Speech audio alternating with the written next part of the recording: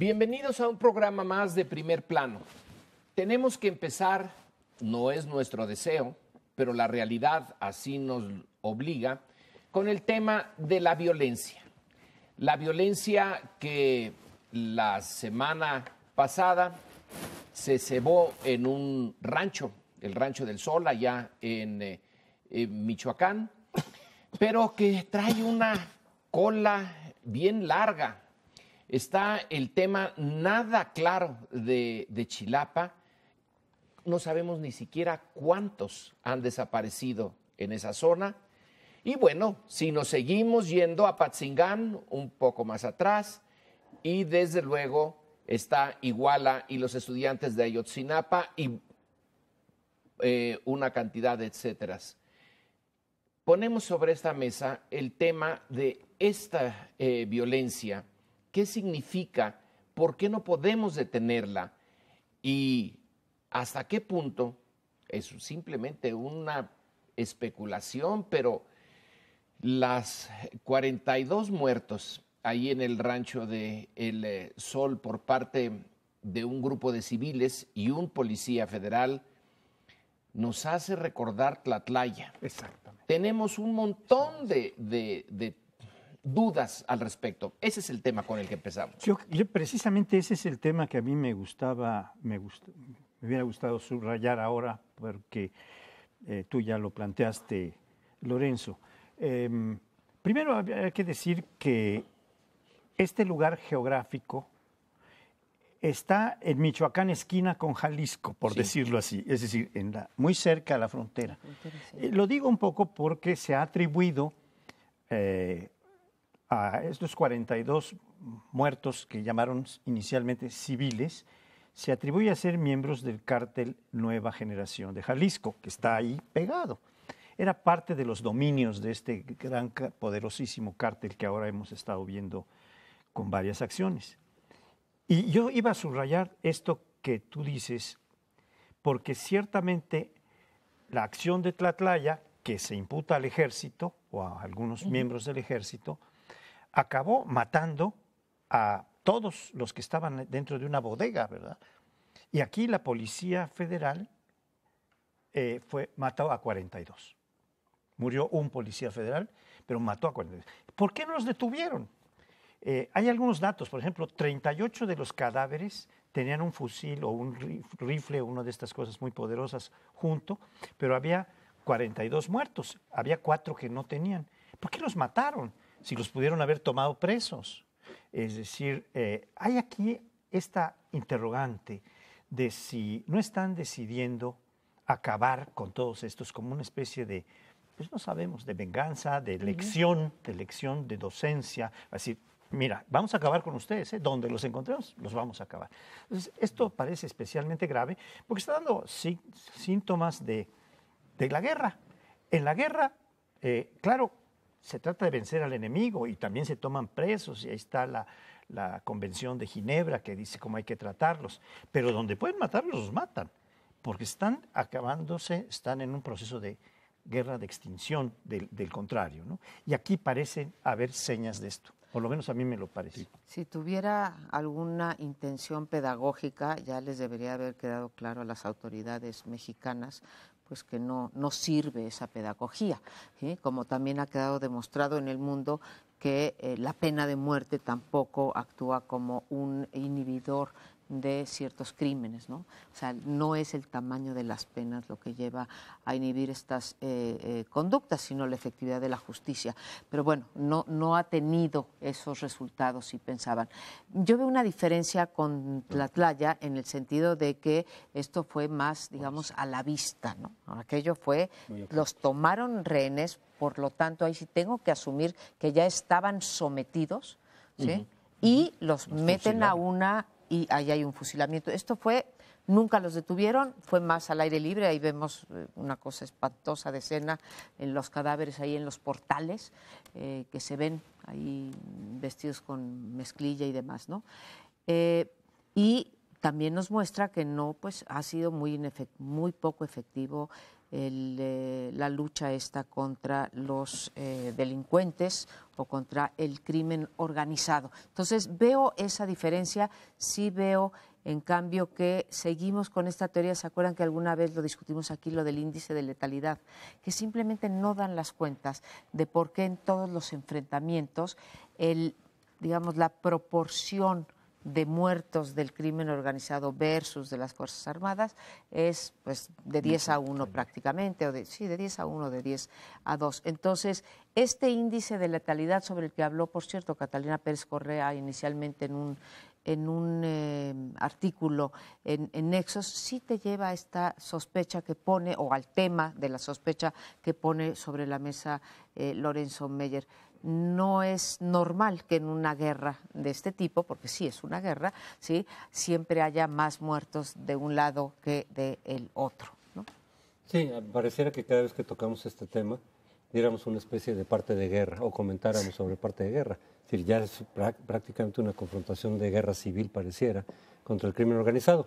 Así le llamó Vicente Fox una guerra sin cuartel contra el narcotráfico. Después Felipe Calderón retomó la idea de una guerra, que después dijo, no hemos dicho que es guerra, es operativos, es, en fin, es aplicación de la ley, pero sí es una guerra que pareciera condenada a perpetuarse, como lo hemos comentado varias veces, como una guerra de guerrillas en donde de pronto pues no es una guerra convencional en la que alguna de las dos partes termina imponiéndose sobre la otra, sino que es una que puede permanecer y prolongarse, y donde muchas veces así sucede, habría que tener algún tipo de armisticio. Aquí es muy difícil porque es sobre la violación de la ley que afecta a ciudadanos. Entonces lo que de nueva cuenta pues habría que replantear es el esquema, si esa es la mejor forma de combatir el crimen organizado. En algunos casos no hay de otra, cuando directamente afecta a ciudadanos, tiene que tratar de haber una aplicación de la ley por parte de policías, etcétera. Pero en muchos otros casos pareciera que la estrategia tendrá que ir por otro lado y desde luego replantear el esquema en lo que hace a las drogas, del combate, de la prohibición, digamos, que lo único que ha generado son resultados contraproducentes, problemas que no existían y que no derivan directamente del consumo de las drogas y que afectan a toda la sociedad, porque el consumo afecta a quienes lo consumen. En cambio, el combate al consumo afecta a toda la sociedad. Varios puntos salen aquí, quizá no nos dé tiempo de todos. Tiene razón de que el número de bajas de parte del grupo civil es realmente alto. Decías tú, a veces de 1 a 10, este fue de 1 a 42. Es altísimo. Si suponemos que es del grupo de Jalisco Nueva Generación, resulta que cuando derribaron el helicóptero, el Cougar, se veían bastante bien preparados. Entonces no hay... si son el mismo grupo, qué raro que pudieran en un momento derribar al Cougar y salir avantes, y en el otro parecieran una masacre.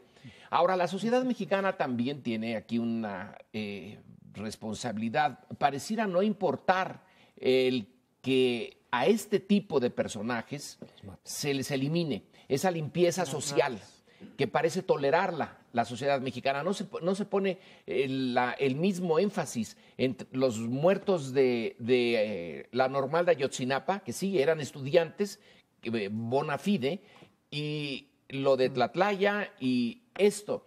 ¿Estamos tolerándolo? A lo mejor sí. Por otro lado, el ejército tiene el ejército, aquí fue la policía, pero también estaba el ejército.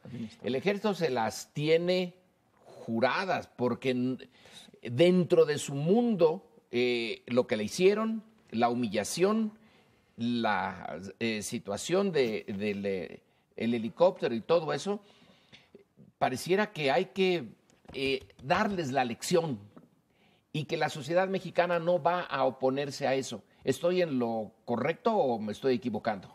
Yo no sé, pero lo que tú dices en primer lugar de por qué en este Rancho del Sol se veían tan mal vestidos, tan mal armados, y supongo que también mal comidos, porque a lo mejor esta es una parte de otro cártel. Había una vinculación muy grande entre el cártel de la familia, después ¿cómo se llaman? Los caballeros templarios. Con el cártel Nueva Generación de Jalisco. Y esto está en un punto intermedio entre los dos territorios. Puede ser que estos fueran más bien, en su mayoría, del cártel de los templarios. Pero bueno, era un pequeño reducto, por lo que veo, un rancho, que no tenía muchas condiciones, a diferencia del que tumba el helicóptero, que eran pues un grupo de élite del cártel, de Nueva Generación, contra un grupo de élite del ejército. Sí. Porque se tumban a un helicóptero que tenía unas proporciones muy grandes, iban 18 gentes adentro, algunos eran tripulación, pero la mayoría eran gentes de primera línea que combatían, que estaban buscando a líderes de este cártel. Esta es una especie como de venganza por la cola, por la colita, porque es muy chiquito el grupo en cuanto a armas, en cuanto a capacidad. Sí. Y entraron con una fuerza descomunal e incontrastable, ¿no? Se los acabaron. Algunos dispararon un poco, alcanzaron a matar a uno, pero les mataron a 42. Estamos en presencia ya de un enfrentamiento en el que había claramente información de que allá había un ranchito, que era una especie de reducto, tal vez, una reserva, pero no tan bien armada y tan bien organizada como la de los 39 bloqueos que se hicieron en Jalisco, en torno de Guadalajara y aledaños, y el tumbar a este helicóptero. Por lo menos a mí me explica que esta es una operación contra un grupo más débil del cártel, ¿no? Tienes razón, Francisco José, hasta en los cárteles hay clases sociales, ¿no? Sí, claro, claro. Pero, Lorenzo, es cierto lo que tú dices, hay una gran tolerancia en las encuestas. Se han levantado encuestas sobre esto que alguna vez, y no me gusta citar al exgobernador del Estado de México, Montiel, pero que si las ratas tenían derechos humanos, ¿no? Pero vaya, esa discusión siguió y se levantaron encuestas, se han levantado encuestas todavía recientemente, en donde la sociedad en general, o los que contestan las encuestas, dicen que está justificado, ¿sí?, matar a una persona que es secuestrador, que comete delitos contra la salud, etcétera. O sea, a los narcotraficantes, a los extorsionadores, etcétera. Incluso, pues, como lo sabemos muy bien, hay mucha gente en México que piensa que la pena de muerte debería de reestablecerse. Verde, lo acaban de volver Así a es, o sea, entonces sí hay una gran tolerancia. No hay tolerancia, por ejemplo, hacia lo de los estudiantes, o sea, pero además se concibe, ¿no?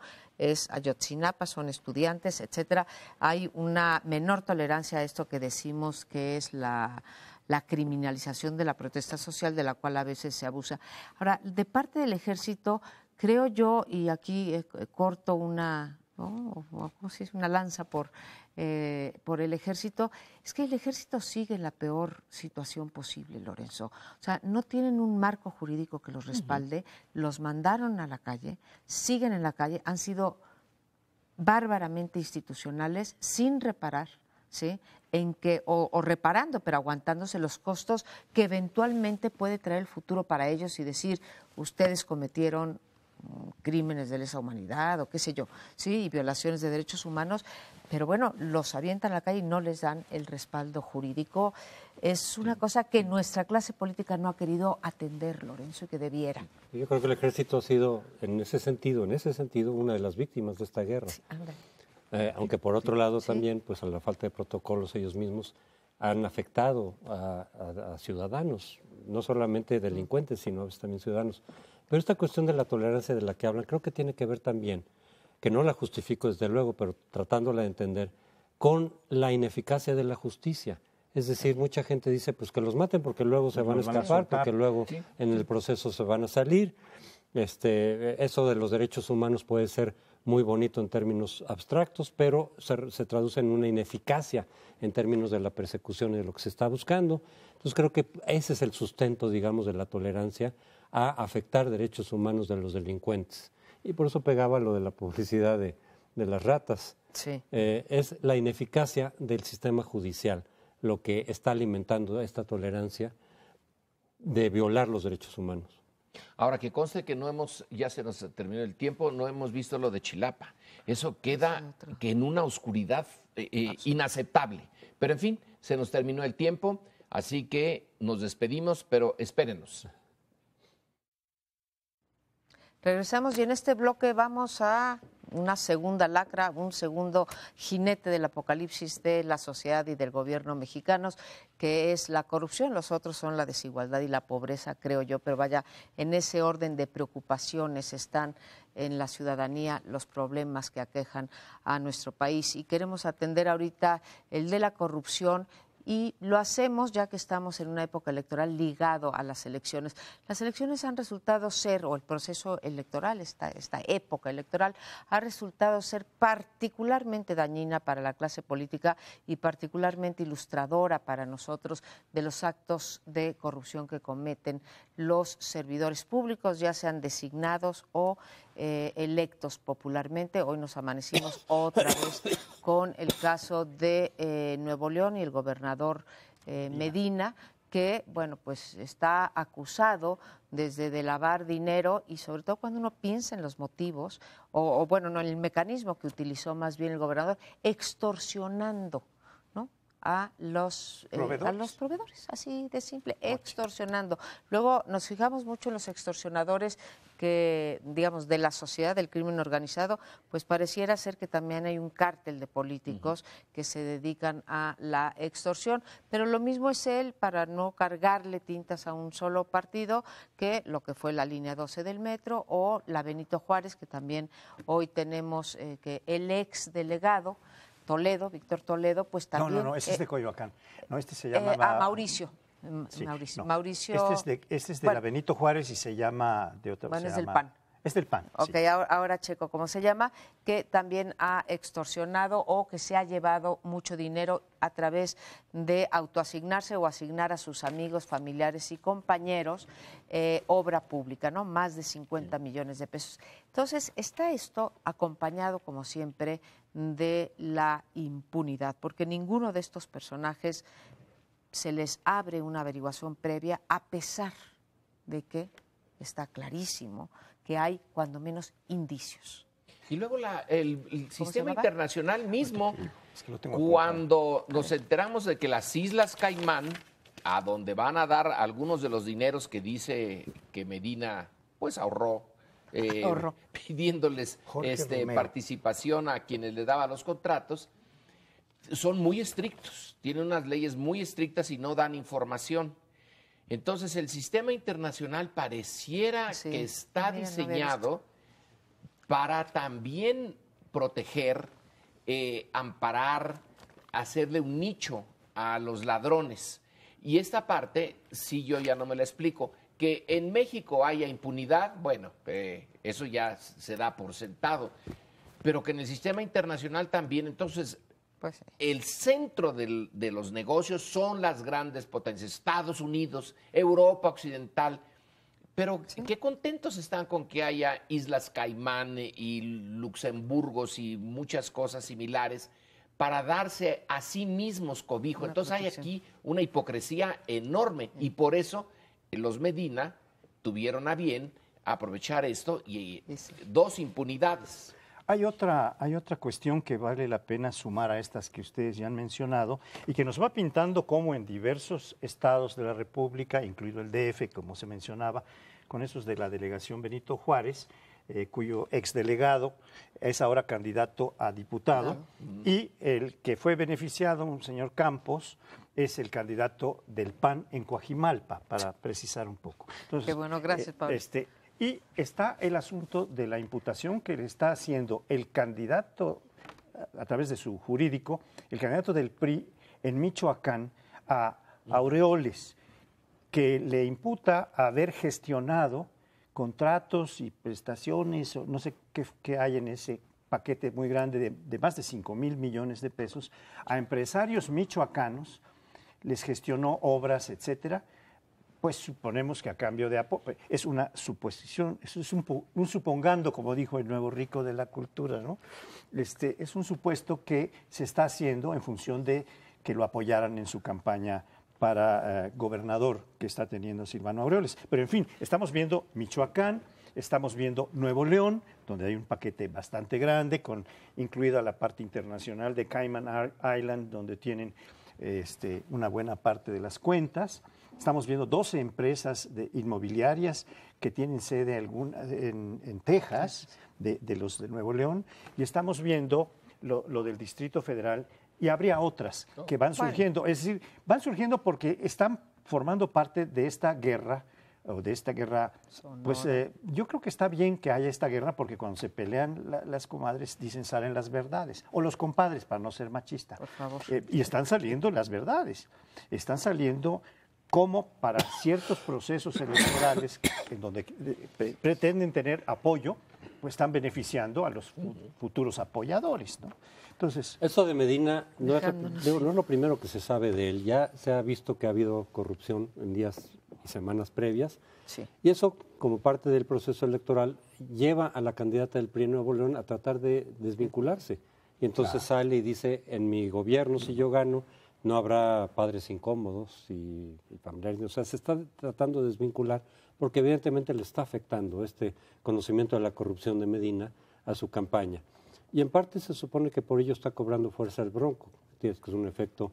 Hay muchos que dicen, sí, ese hay que revisarle también, desde sus varios años que estuvo en el PRI, 30 y tantos años en el PRI. Sí. Entonces hay muchos que están diciendo, habría que revisarle también. Pero él está aprovechando esta situación porque el hartazgo de la sociedad de Nuevo León respecto a la corrupción, ahora del PRI, pero también la hubo durante el PAN en buena medida, y alcaldías del PAN de diferentes ciudades en Nuevo León, pues está teniendo esta repercusión. Lo que me lleva a pensar a veces que esta cuestión es sistémica, es decir, en esto electoral se está diciendo hay que buscar al candidato más honesto, al que tenga una trayectoria menos mala, al que declare sus conflictos de interés, etc.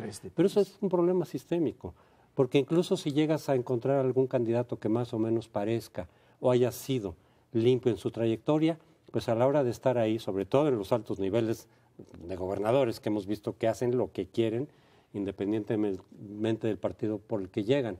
Es decir, se trata de hacer un cambio sistémico que realmente se traduzca en una mayor vigilancia y sanción. Es decir, mientras no se termine con la impunidad, pues esto va a seguir, sea del partido que sea los que lleguen, y sea como sea que escojas tú a tal o cual candidato que parezca menos malo, etcétera, porque es una cuestión sistémica. María Amparo, a ti te toca ahorita, pero a ti no te toca decir que acabas de publicar un libro sobre el tema de la corrupción, así que lo tomamos nosotros. Lorenzo. Entonces, ante esta pregunta de José Antonio, en tu libro sobre la corrupción, ¿qué propones? Una propuesta factible para un sistema como el mexicano.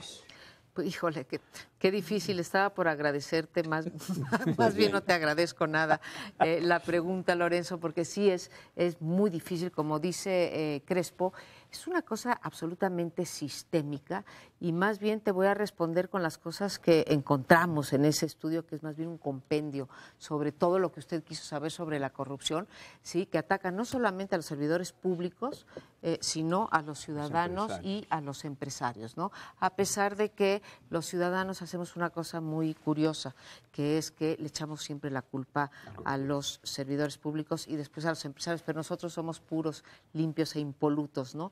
Y ahí se revisa, Lorenzo, cuáles son los esfuerzos anticorrupción desde 82, cuando se hizo el primer control, eso que llamábamos intraorgánico, porque era del propio Ejecutivo, que fue la Secretaría de la Contraloría. Pieza moral de la sociedad, ¿no? Sí, la renovación moral, ¿te acuerdas? Con Miguel de la Madrid. Y cómo han fracasado. Yo creo que han fracasado, y quizá ahí estuviese la respuesta, Lorenzo, en que tenemos, decía Tácito, que son mucho más corruptos aquellos estados que tienen muchas leyes, que nosotros somos especialistas en ello.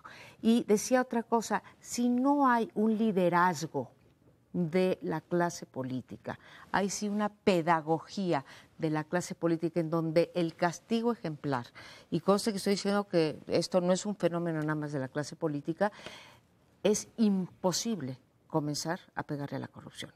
¿Y qué es lo que estamos viendo en este sexenio? ¿Sí? Que los líderes no tienen casi nada que mostrarnos, nuestros líderes políticos, en términos de corrupción. Al contrario, tenemos que aprenderles de la corrupción, no de la anticorrupción.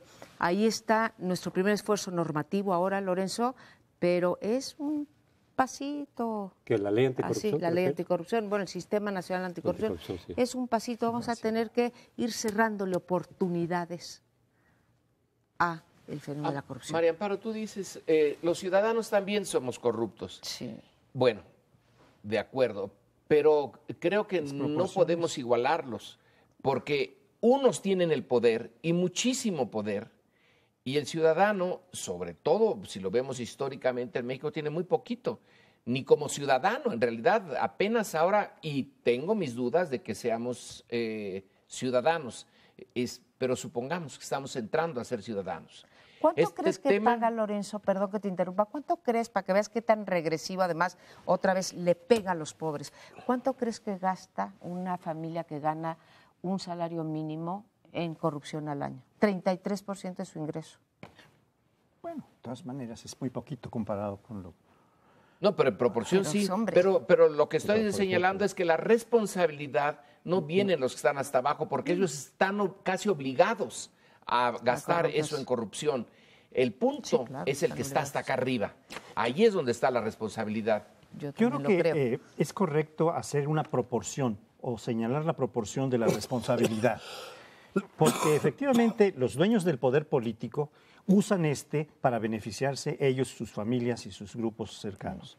Los del poder económico hacen lo mismo, pero ellos son los que se llevan la mayor tajada de beneficios o de ganancias, de lucro con la corrupción.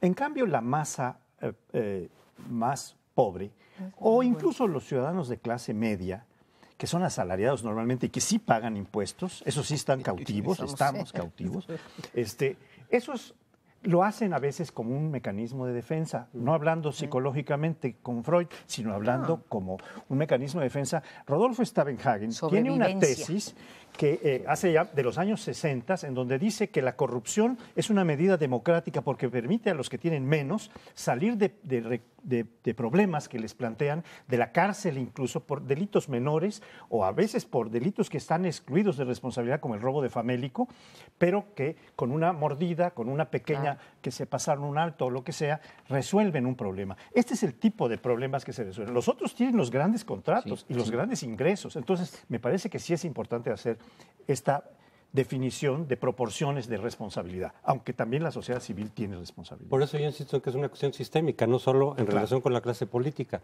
Hay muchos incentivos a veces inevitables para la gente de que si no incurres en cierto tipo de corrupción no vas a conseguir nada. Es decir, el costo de ser honesto en México es elevadísimo para los ciudadanos. Quien puede cambiar eso efectivamente son los que tienen el poder, pero son los más beneficiados de la corrupción y por eso no hacen gran cosa, porque cambia la situación. Entonces, lo que nos estás diciendo, y con eso concluimos, José Antonio, es que es un problema de sobrevivencia para el muchos, ciudadano y a veces también para el pequeño y mediano empresario. Terminamos este bloque y nos vamos a uno más.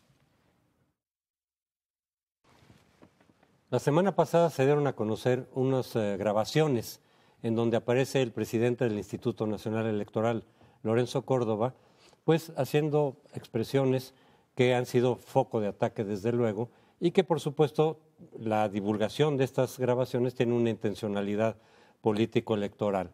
Aquí me parece que el punto más importante en todo esto es de dónde viene ese ataque.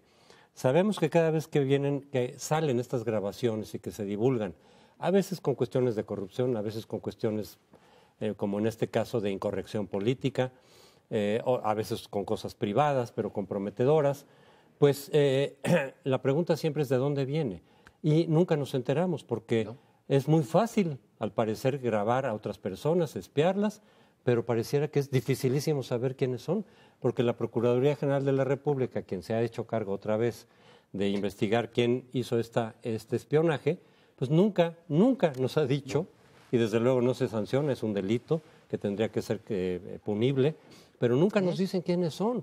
Y es tal vez la parte más importante de estos asuntos. En este caso, por ejemplo, pues se puede decir que hay la interpretación general, a falta de información que no tendremos, que es la especulación, es decir, algo debe tener con el Verde y sus poderosos asociados, porque ha estado en el centro de los ataques y de las multas. Se iba a discutir un día después de que se diera a conocer estas grabaciones, se iba a discutir la cuestión del registro del Partido Verde, se iban a discutir nuevas multas por más de 100 millones de pesos. Pareciera que es una intimidación, pero repito, esas especulaciones se dan precisamente por falta de información confiable, fidedigna y cierta. Yo me voy a permitir diferir del punto, José Antonio, sobre qué es lo realmente importante. ¿Quién grabó? Dices tú, subrayas, para ti es el énfasis más importante. Para mí es el hecho mismo de la grabación, que en efecto, como ya dijiste tú, es un delito para quien grabe y quien divulgue sin la orden de un juez.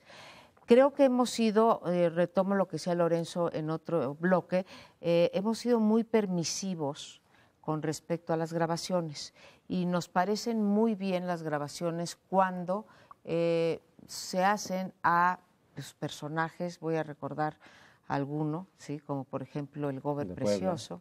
Sí, entonces ahí las aplaudimos. Entonces estamos en un problema, por un lado jurídico y por otro lado ético, cuando se justifica, ¿sí?, una grabación fuera de la ley, porque pues con lo de Marín todo el mundo aplaudíamos, decir, híjole, qué bueno, y a lo mejor le salvó la vida a Lidia Cacho o impidió que le fuera más mal de lo que le fue a Lidia Cacho o acabó con Nasif en la cárcel, ¿no? Entonces lo justificamos, pero ¿dónde se traza esa rayita de lo que es socialmente aceptable o nos vamos a esto de que el fin justifica los medios? Porque si nos vamos al fin justifica los medios, pues depende de qué lado de la barrera estés, porque a lo mejor te parece justificable que graben, por decir algo, si eres de derecha, Andrés Manuel, pero si eres de izquierda te parece muy bien que graben a el candidato de la derecha, sea quien sea. Entonces, creo que estamos metidos en un problemón y yo le mando mi solidaridad a Lorenzo Córdoba, porque ahí hay otro delito, ¿eh? El jefe indígena, estaba extorsionando también al presidente del INE. Pues yo veo dos problemas aquí y distintos. Uno bien histórico y es el menosprecio de las clases dirigentes por los dirigidos.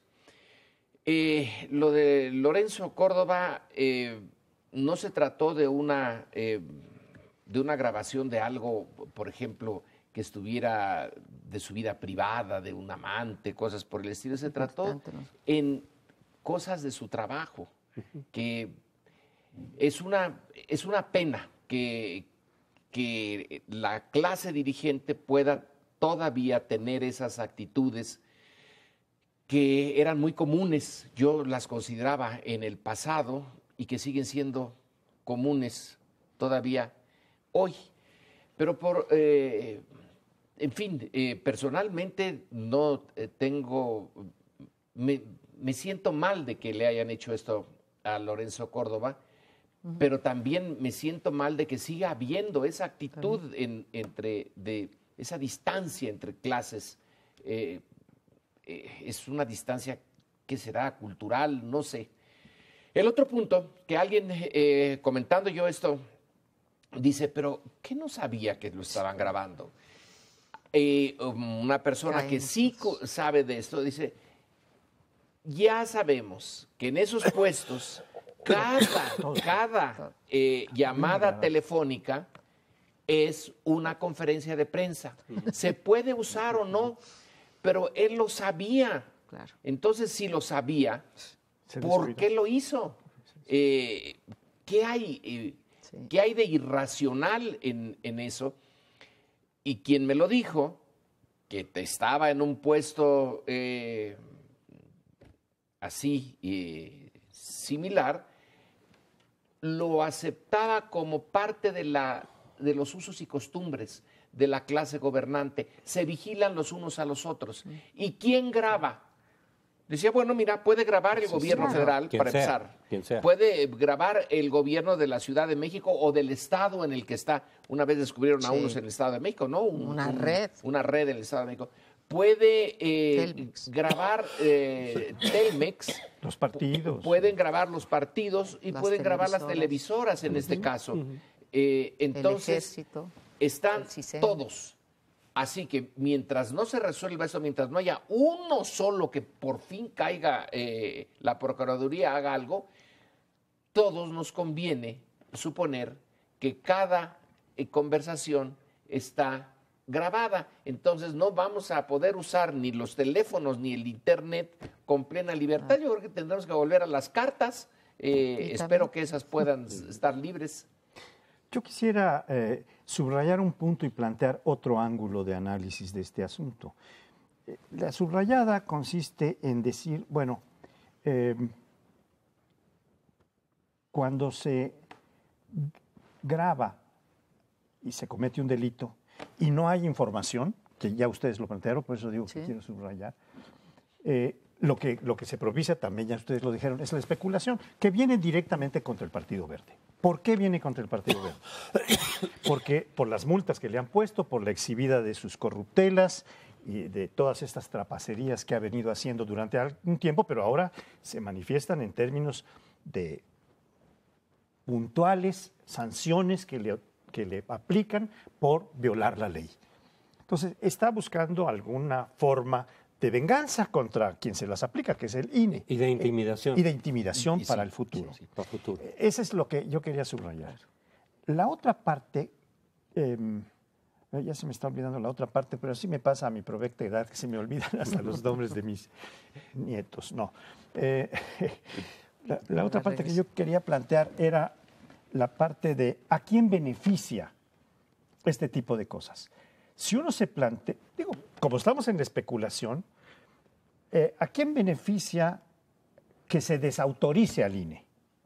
Bueno, el Verde puede cobrar su pequeña porción con la venganza, por lo que le aplicaron. Pero hay otras que no benefician, pues al PRI no lo beneficia a los otros. Hay 7 partidos que están pidiendo la cancelación del registro del Partido Verde. ¿A quién beneficia? Al país, desde luego, no, porque tener una inestabilidad, un descrédito tan brutal como el que se puede haber provocado con la divulgación de esta grabación, es terrible. Yo creo que estamos en el peor de los mundos. Puede haber algún beneficiario de una pequeña parte, pero el grueso de la institucionalidad queda dañado. El crédito sobre el principal organizador de las elecciones queda en duda. Entonces, ese es el daño fundamental en el que yo quería reflexionar. Yo coincido con Amparo en lo que dices de que hay una cierta permisibilidad del espionaje dependiendo de qué parte. Yo creo que ahí tendría que ser completo, es decir, aunque hubiera una información que eventualmente pueda ser bienvenida porque nos alerta sobre tal y cual cosa, yo creo que sí debería de haber una condena, pero no solamente social, sino legal, insisto, porque de lo contrario, pues se sigue y se seguirá usando. En este caso del INE también se habla, por ejemplo, de que pudo haber venido desde adentro probablemente. Es decir, hay una gran ingenuidad de Lorenzo, desde luego, el no haber contemplado que lo que dijera por teléfono podía ser usado en su contra y fácilmente podía ser usado este tipo de conversación, que es lo que muchos dicen, más allá del contenido específico, es pues la ingenuidad o de no entender en dónde está parado y de las repercusiones, digamos, de que está siendo espiado, etcétera. Pero se puede haber venido de adentro. Pues sí, porque a final de cuentas el INE también está muy penetrado por los partidos. No solamente tienen agentes en los consejeros que trabajan para los intereses de los partidos, más que para la autonomía del propio instituto, sino que parte del personal a veces depende de tal o cual consejero, a veces también están alineados, digamos, con ciertas preferencias partidistas y eventualmente pueden estar jugando desde adentro en beneficio de los partidos que están disputándose el poder. Yo creo un descuido, sin duda, de Lorenzo Córdoba. Tienen que saber que los están grabando todo el tiempo para ver cuándo los pescan a todos los personajes importantes. Y desafortunado, por eso pidió una disculpa, el lenguaje que utilizó, que revela algo que está todavía muy arraigado, que es el racismo en este país. Pienso que en el caso de Lorenzo Córdoba, su carrera académica, esa parte académica, acredita la parte respetuosa de él por los indígenas, por los discapacitados, etcétera, porque no solamente ha escrito sobre los derechos fundamentales, ¿sí?, sino que ha promovido activamente leyes en la Cámara de Diputados y Senadores para que, digamos, avancen los derechos de los indígenas, ¿no? Pero yo me uniría a la posición de Crespo, ¿sí? Hay que condenarlo, sobre todo desde el punto de vista legal. Se tiene que perseguir y a lo mejor si volvemos ciertos delitos que se persigan de oficio, acabamos con las... Porque no sabe uno, para terminar, no sabe uno si es ineficacia, en este caso de la PGR, que es una ineficacia brutal, porque se puede muy fácil, o complicidad, es decir, en un momento dado decir, pues que se siga espiando porque eso puede ser un instrumento político en beneficio sobre todo de los más poderosos, que son los que más fácilmente pueden espiar a los adversarios. Pero regresamos en unos momentos al último segmento. Ahora nos vamos con un tema electoral, pero a otro continente. Nos vamos a España, donde aparentemente el resultado de las elecciones intermedias, o que fueron básicamente para alcaldías, cambia el panorama político de esta nación, que nos es muy próxima en términos culturales y en otros. España tenía como dos fuerzas fundamentales, al Partido Popular y al Partido Socialista Obrero Español. Estas siguen siendo las más votadas, según más del 90% de la votación que vi reportada. El PP saca el 27% de los votos y el PSOE saca el 25% de los votos. Pero ahí no está lo importante es cuánto reculan o regresan los partidos principales en relación con las otras fuerzas emergentes del panorama político español. Y tenemos que aprender en México mucho de esto que está ocurriendo en España en este momento, porque vamos a ver los resultados de las elecciones del 7 de junio y vamos a comparar con esto. Creo yo que habría que hacerlo. ¿Cuáles son las dos fuerzas políticas emergentes que han surgido? Una que se llama Ciudadanos, porque nace en Cataluña y entonces le ponen este nombre, y, que gana las elecciones en varios puntos, pero muy destacadamente la alcaldía de Barcelona. Y otra que se llama Podemos, que es la que gana las elecciones en la alcaldía de Madrid, aliado con el PSOE, en fin. Pero en principio la mayor parte de los votos que tiene son de Podemos. Hay todavía otras dos ciudades importantes que estaban definiéndose en estos días, pero que también pudieron haber ganado estas fuerzas emergentes, que son las de Valencia y la de Sevilla. La de Sevilla, donde el PSOE ha sido enormemente importante, Guerra es de allí, ¿no? Y es el gran líder de la izquierda del PSOE, fue vicepresidente del gobierno español. Bien, de tal manera que estamos en presencia de una nueva correlación de fuerzas, de un nuevo sistema de partidos que está surgiendo. Por eso digo que puede haber un cambio que vale la pena comparar con México, que tenemos un nuevo sistema de partidos con 10 partidos concursando, donde hay algunos muy nuevos, como Morena, nuevos no en cuanto a su fuerza social y su historia, sino en cuanto que van por primera vez a elecciones con el nombre de Morena, me refiero en este caso. Y están los otros, el Partido Humanista y el Partido Encuentro Social. Pero en este caso de España, que es a donde vuelvo, para dejarlos a la discusión, estamos viendo un cambio sustantivo, porque hay fuerzas muy importantes, unas vienen del M19 y otras vienen del movimiento de la sociedad civil catalana, que han permeado a toda España. Déjate complemento algunos datos, Francisco José. Sí. Por ejemplo, en el caso de Barcelona gana un independiente, ni PP, ni Ciudadanos, ni Podemos, ni PSOE. Una independiente, así como el Bronco en México, se hace de Barcelona, ¿no? Hay otras cosas muy notables de donde sacan todos sus votos Podemos y Ciudadanos, es de los jóvenes, o la mayor parte de sus votos, y de las ciudades. El PP y el PSOE, pues como siempre suele ocurrir, sí, se quedan más rezagados, digamos, las zonas más rurales o más atrasadas, y de ahí jalan.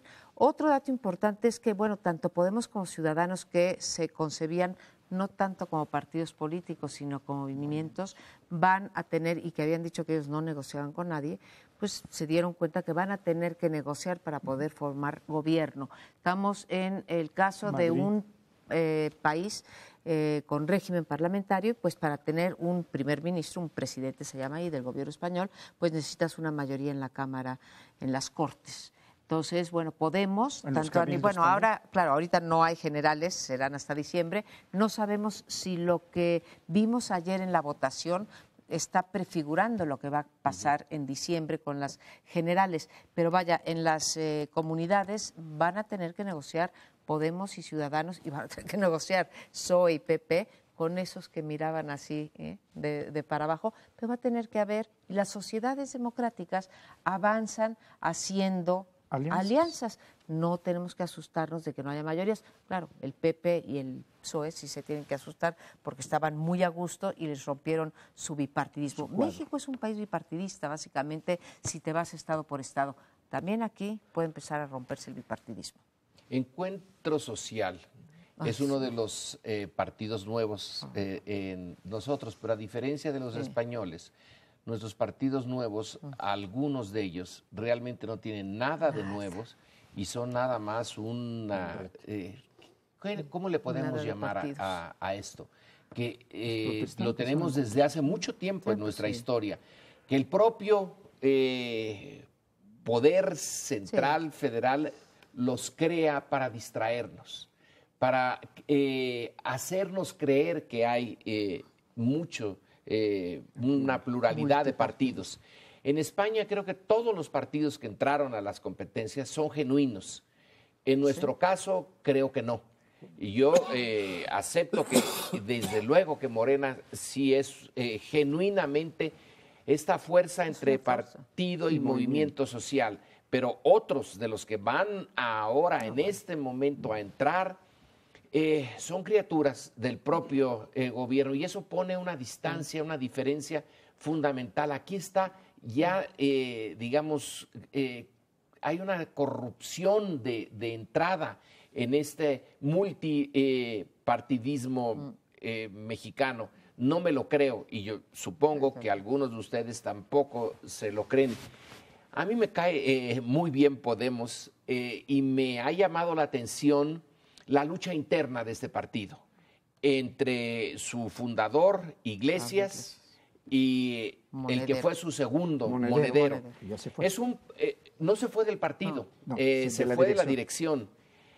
Pero hicieron la discusión de si la idea es vamos a ganar más puestos, más alcaldías o vamos a empujar a España hacia una cosa distinta, aunque no ganemos muchas posiciones, que era la de Monedero.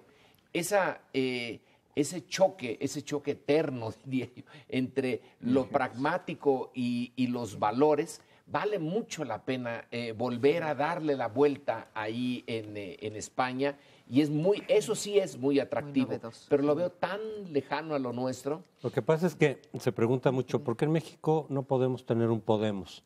Y en parte ya explicaste, yo creo que fundamentalmente la razón, pues que hemos tenido partidos nuevos, a veces incluso genuinos, que luego decepcionan. Yo creo que el PRD en 89 fue en parte eso, una ruptura del PRI, pero también rompió digamos, lo que había hasta entonces, representó una esperanza para mucha gente y con el tiempo pues nos ha venido decepcionando por muchas razones, desde cómo ha gobernado, donde ha gobernado, pero ha habido otros partidos. Estuvo Democracia Social, que también era nuevo, que creo yo que fue genuino, Socialdemocracia, y después se pelearon por los recursos y por el financiamiento y entonces te va decepcionando. Yo creo que ahora el descontento se está mostrando de otra manera. Morena, algunos dicen, es el Podemos de México ahora. Bueno, no es enteramente nuevo, es un desprendimiento también del PRD y sobre todo, pues el líder que es López Obrador, tenemos ya muchos elementos para atrás para evaluarlo bien o mal. Los que lo evalúan mal. Ya gobernó, etcétera. Muchos ya lo evalúan mal, muchos lo siguen evaluando bien, que es su electorado, pero no es algo nuevo. Es decir, sabemos en todo caso la trayectoria de lo que representa Morena. Y quizá en donde se está manifestando este descontento serían los independientes, que es lo que estamos viendo con el Nuevo León, con el Bronco, al decir aquí solamente bipartidismo, la izquierda no tiene ningún sustento social, no tiene ningún apoyo, es muy difícil que la izquierda se levantara ahí, pero el Bronco, que también es un desprendimiento del PRI en todo caso, pero ante la figura de candidatura independiente, representa una alternativa para muchos segmentos de la población en Nuevo León que desafía a los partidos tradicionales, pero no es un partido nuevo. A mí me interesaría subrayar este punto porque efectivamente, ¿dónde está lo nuevo y dónde está lo viejo? Lo nuevo está, en el caso de España, en que se cambia completamente la correlación de fuerzas y la situación de las posiciones políticas que tenían una dominancia PP y PSOE y ahora no la tienen tan clara, ¿no? Tienen un cuarto de la votación cada uno y los otros 2/4 se reparten entre diversas fuerzas, 2 de las cuales resaltan que son Podemos y Ciudadanos. Pero en México, efectivamente, la novedad, ¿cuál novedad puede tener un partido que está hecho a base de los protestantes, muy conservadores, por cierto, en ciertos temas? Registraron este partido que tú te refieres, Lorenzo, ese encuentro social, las huestes de los protestantes que llevaron todas las firmas y todos los requisitos que cumplieron. Tenemos otro partido que está hecho con viejos políticos también tramposones, como sí, como el Humanista, en donde está un señor Iris que estuvo en el partido que promovió Gilberto Rincón Gallardo, en Democracia Social, que se llamaba Alternativa Socialdemócrata y Campesina, y lo campesino era Iris, y ahora no es nuevo. Tampoco es nuevo el Bronco. El Bronco tenía 30 años de ser militante del PRI y se le tienen ahí varias cosas pendientes que hay que averiguar. Sin embargo, sí cambia la correlación de fuerzas. El bipartidismo en Nuevo León está retado, está puesto en jaque. Eso es lo nuevo. Entonces, bien, perdón que pero tenemos que concluir porque hemos terminado este bloque en su tiempo. No nos deje para la próxima semana. Lo vemos en primer plano. Buenas noches.